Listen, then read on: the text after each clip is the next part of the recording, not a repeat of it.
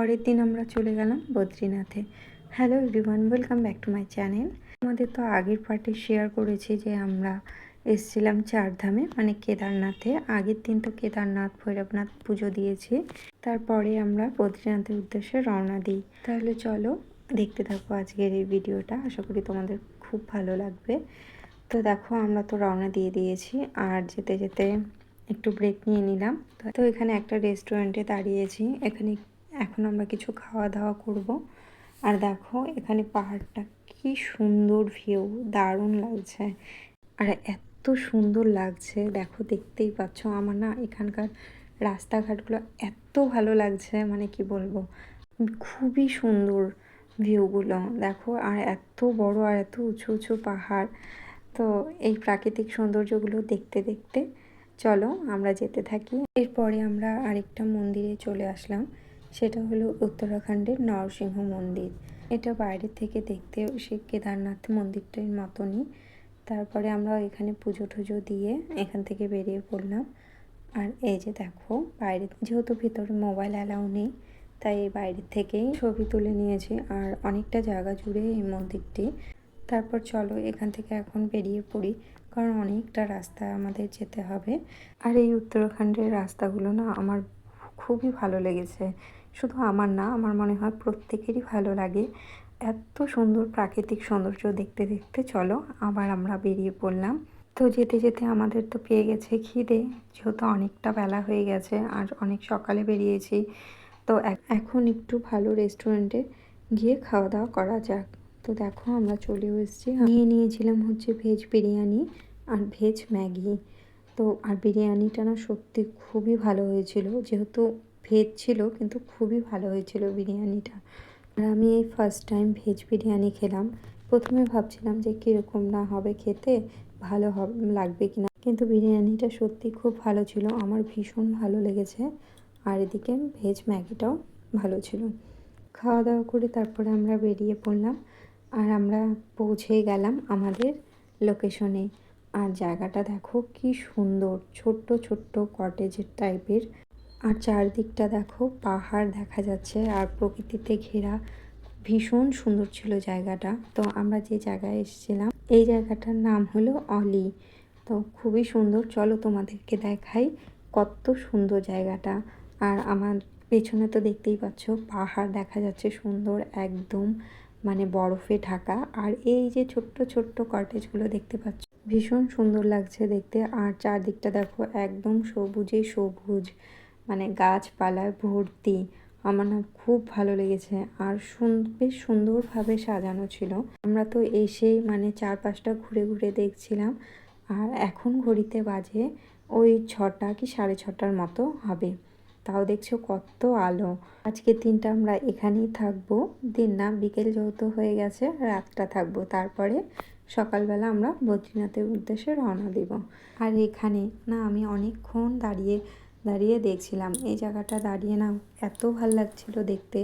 দেখো পুরো পাহাড়টা দেখা যাচ্ছিল, কটেজগুলোও ছিল একদম চারদিক সবুজে ঘেরা, মানে ঘন জঙ্গলের মধ্যে। মানে দূর থেকে দেখে তাই মনে হচ্ছে যে ঘন জঙ্গলের মধ্যে ছোট্ট ছোট্ট বাড়ি। এই যে দেখো এটার মধ্যে ছিলাম আমরা, এই কটেজটা আমরা নিয়েছিলাম। আর সব কটেজগুলো একই ধরনের। তো চলো দেখতেই পাচ্ছ। আর এখান থেকে দেখেছো পাশেই জঙ্গল, মানে গাছে ভর্তি আর কি। মানে একটা কটেজ করে দেওয়া আর পাশে সুন্দর গাছগাছালি দিয়ে সাজানো। তো এই ছোট্ট, কত ছোট্ট না, এই যে দেখো উপরেও দেখা যাচ্ছে আমার পেছনটাতে, মানে একটু ফাঁকা ফাঁকা করে। তো আমি আবার চলে এসেছি নিচে, মানে আমার এত ভালো লাগছে যে কি বলবো।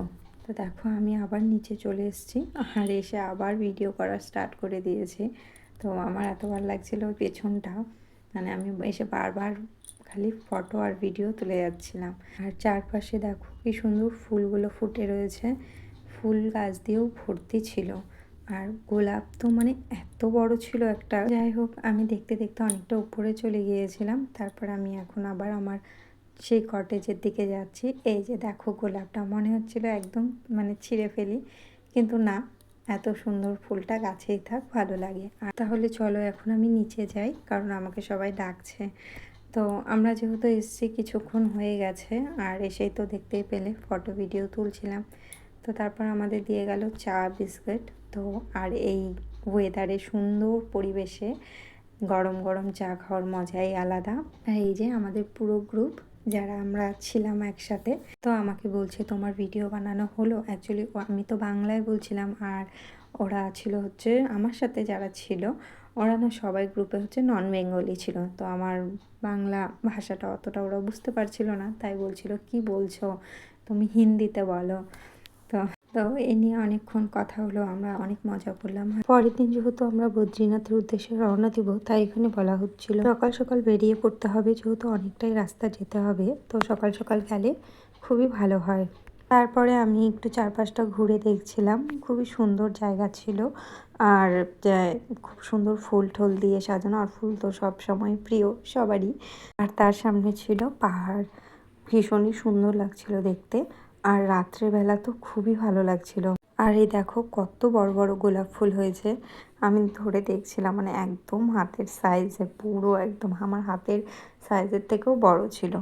তো দেখো হয়ে গেল সন্ধে, আর সন্ধেবেলা দেখো কত ভালো লাগছে ভিউটা। রাত্রে আমরা ডিনার সেরে নিয়েছিলাম খুব তাড়াতাড়ি, যেহেতু আমরা সকাল সকাল বেরিয়ে যাব। তো আমরা চলে এসেছি মন্দিরে, আর মন্দিরে এসে না আজকে এতটা ভিড় ছিল, মানে এতটা দূরে লাইন দিতে হয়েছে, মানে কি বলবো। যারা গেছো তারা তো জানোই যে মানে কতটা দূরে, আর যেহেতু ভিড়ও ছিল। তো দেখতেই পাচ্ছ আমার পেছনে কত লম্বা লাইন। তো যাই হোক, লাইনে আমার হাজব্যান্ড দাঁড়িয়েছিল, তো আমরা অনেকক্ষণ লাইনে থাকার পর আমরা একটু উপরের দিকে চলে এসেছিলাম। একটু রোদে দাঁড়িয়েছিলাম, ভালো লাগছিল, কিন্তু এত হাওয়া ছিল আর প্রচুর ঠান্ডা ছিল। তারপরে অনেকক্ষণ ধরে লাইনে থাকার পর, মানে 3-4 ঘন্টা তো হবেই লাইনে ছিলাম, কি তারও বেশি, আমার ঠিক এখন মনে পড়ছে না। তারপর অবশেষে মানে আমাদের পুজো কমপ্লিট হলো, ভালোভাবে পুজো দিতে পেরেছি। তারপরে দেখো পুজো শেষ করে এই যে বাইরের থেকে কিছু ফটো ভিডিও তুলে নিয়েছি। তো তোমাদের ভিডিওটা কেমন লাগলো অবশ্যই কিন্তু জানিও, আর ভালো লাগলে কিন্তু অবশ্যই চ্যানেলটিকে সাবস্ক্রাইব করে দিও, আর ফেসবুক থেকে যারা দেখছো তারা ফলো করে দিও। আমার এখানে আসতে পেরে না ভীষণ ভালো লেগেছে। তো এখন হচ্ছে আমাদের যেহেতু পুজো কমপ্লিট হয়ে গেছে, তো আমরা এখন বেরিয়ে পড়ছি। আর জানি না আবার কবে আসতে পারবো কি পারবো না। তোমরা কারা কারা গিয়েছো তারা অবশ্যই আমাকে কমেন্টে জানিও। আজকের ভিডিওটা এই পর্যন্তই। টাটা।